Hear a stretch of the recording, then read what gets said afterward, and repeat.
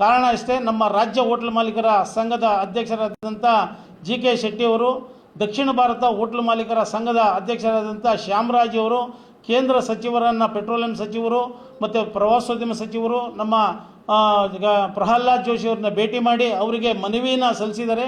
ಆ ಮನವಿ ಮೇರೆಗೆ 25% ಸಿಲಿಂಡರ್ಗಳನ್ನ ತಕ್ಷಣದಲ್ಲೇ ಕೊಡುವಂಥ ವ್ಯವಸ್ಥೆ ಮಾಡ್ತೀವಿ ಅಂತ ಹೇಳಿದರೆ, ಆದರೆ ಇನ್ನೂ ಯಾವ ನಿಟ್ಟಿನಲ್ಲೂ ನಿನ್ನೆಯಿಂದನೇ ಕೊಡ್ತೀವಿ ಅಂತ ಹೇಳಿದರು, ಆದರೆ ಜಾರಿಗೆ ಬಂದಿಲ್ಲ. ಇನ್ನೊಂದು ವಾರದಲ್ಲೆಲ್ಲ ಇತ್ಯರ್ಥ ಪಡಿಸ್ಕೊಡ್ತೀವಿ ಅಂತ ಕೂಡ ಹೇಳಿದ್ದಾರೆ. ಆದರೆ ಈಗ ಪ್ರವಾಸೋದ್ಯಮನ ನೆಚ್ಚಿಕೊಂಡಿರುವಂಥ ಮೈಸೂರು ನಗರದ ಕಾರ್ಮಿಕರು 25,000 ಇದ್ದಾರೆ.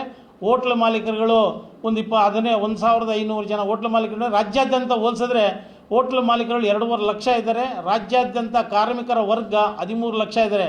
ಇವರೆಲ್ಲರೂ ಹೊಟ್ಟೆ ಪಾಡೇನು ಮತ್ತು ಸಾರ್ವಜನಿಕರು ಹೋಟ್ಲ್ ಆಹಾರ ತಿಂಡಿನೇ ನಂಬ್ಕೊಂಡಿದ್ದಾರೆ. ಅಂಥವರ ಪರಿಸ್ಥಿತಿ ಏನು? ಅಲ್ಲಿ ಕೂಲಿ ಕಾರ್ಮಿಕರಾಗಿರ್ಬೋದು, ಬೇರೆ ಬೇರೆ ರೀತಿಯ ದುಡಿಯೋ ವರ್ಗಗಳಾಗಿರ್ಬೋದು, ಅವರೆಲ್ಲೂ ಕೂಡ ಮನೆಯಿಂದ ಯಾರು ಊಟ ತರೋದಿಲ್ಲ, ತಿಂಡಿ ತರೋದಿಲ್ಲ.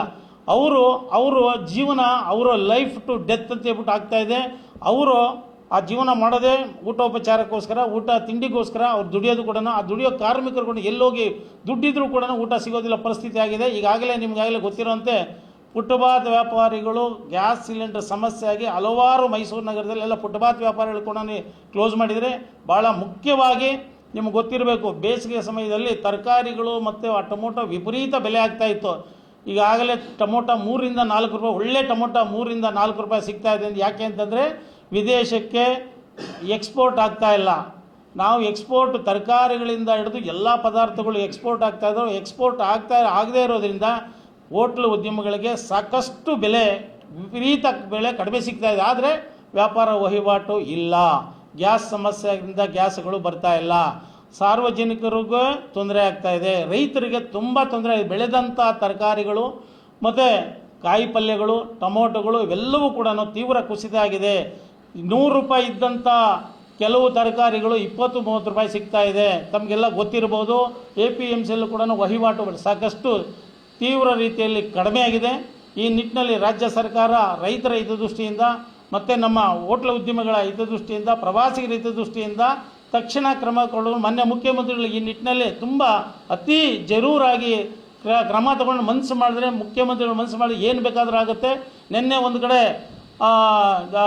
ವರ್ಕೌಟ್ನಲ್ಲಿ ಸಾರ್ವಜನಿಕವಾಗಿ ಊಟೋಪಚಾರ ಮಾಡೋದಕ್ಕೆ ಸಿಲಿಂಡರ್ ಸಿಕ್ಕಲಿಲ್ಲ ಅಂತ ಹೇಳ್ಬಿಟ್ಟು ಒಂದು ಲೋಡು ಮುಖ್ಯಮಂತ್ರಿಗಳು ಮನಸ್ಸು ಮಾಡಿ ಒಂದು ಲೋಡ್ ಸಿಲಿಂಡರ್ ಕೊಡಿಸಿದ್ದಾರೆ ಅಲ್ಲಿ.